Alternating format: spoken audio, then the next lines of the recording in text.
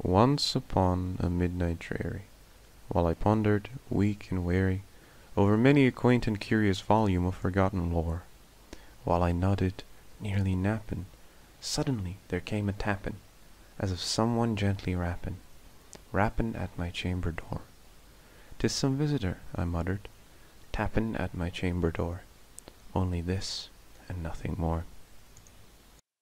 Distinctly, I remember, it was in the bleak December, and each separate dying ember wrought its ghost upon the floor.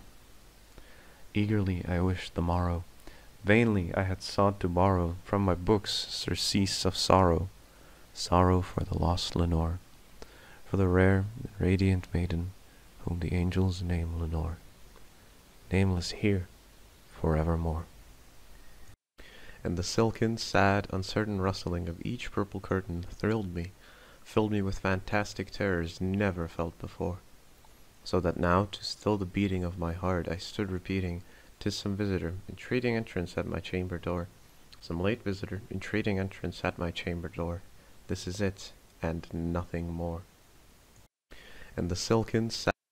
Presently my soul grew stronger, hesitating then no longer. "Sir," said I, "or madam, truly your forgiveness I implore. But the fact is, I was napping, and so gently you came rapping, and so faintly you came tapping, tapping at my chamber door, that I scarce was sure I heard you." Here I opened wide the door. Darkness there, and nothing more.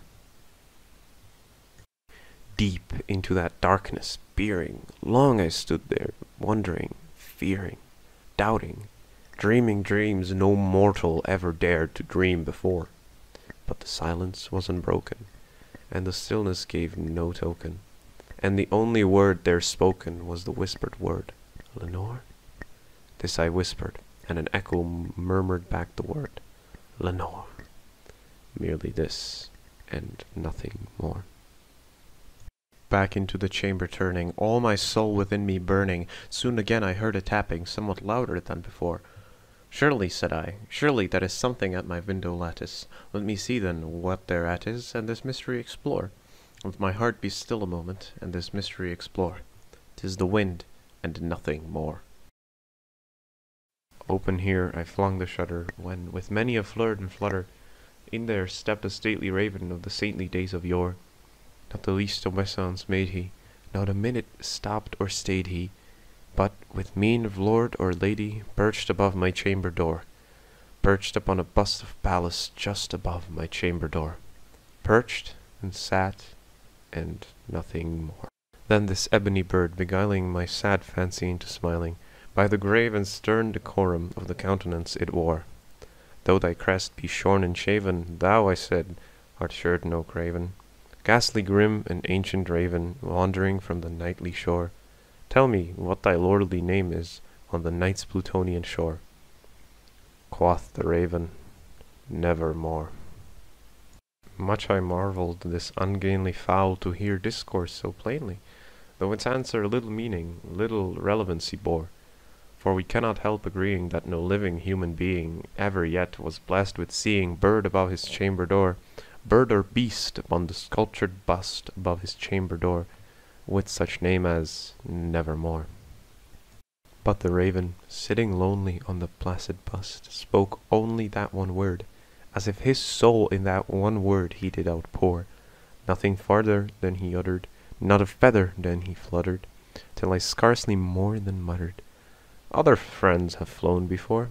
On the morrow he will leave me, as my hopes have flown before." Then the bird said, "Nevermore." But the raven, still beguiling all my fancy into smiling, straight I wheeled a cushioned seat in front of bird and bust and door. Then upon the velvet sinking, I betook myself to linking fancy unto fancy, thinking what this ominous bird of yore, what this grim, ungainly, ghastly, gaunt, and ominous bird of yore meant in croaking "Nevermore." This I sat, engaged in guessing, but no syllable expressing, to the fowl whose fiery eyes now burned into my bosom's core. This and more I sat divining, with my head at ease, reclining, on the cushion's velvet lining that the lamplight gloated o'er, but whose velvet violet lining with the lamplight gloating o'er, she shall press, nevermore. Then, methought, the air grew denser, perfumed from an unseen censer, swung by seraphim whose footfalls tinkled on the tufted floor. "Wretch," I cried, "thy God had lent thee, by these angels he had sent thee, respite, respite, and nepenthe from thy memories of Lenore. Quaff, oh quaff, this kind nepenthe, and forget this lost Lenore." Quoth the raven, "Nevermore." "Prophet," said I, "thing of evil! Prophet still, if bird or devil, by that heaven that bends above us, by that God we both adore, tell this soul with sorrow laden, if within the distant Aidenn it shall clasp a sainted maiden, whom the angels name Lenore. Clasp a rare and radiant maiden, whom the angels name Lenore."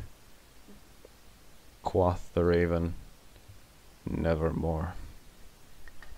"Be that word our sign of parting, bird or fiend," I shrieked, upstarting, "get thee back into the tempest, and the night's Plutonian shore.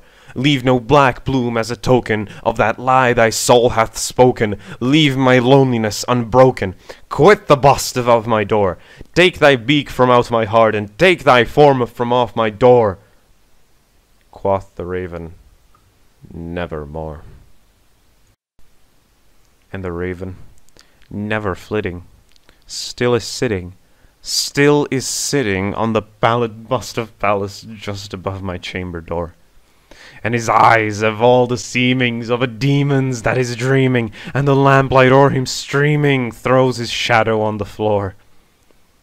And my soul from out that shadow that lies floating on the floor shall be lifted nevermore.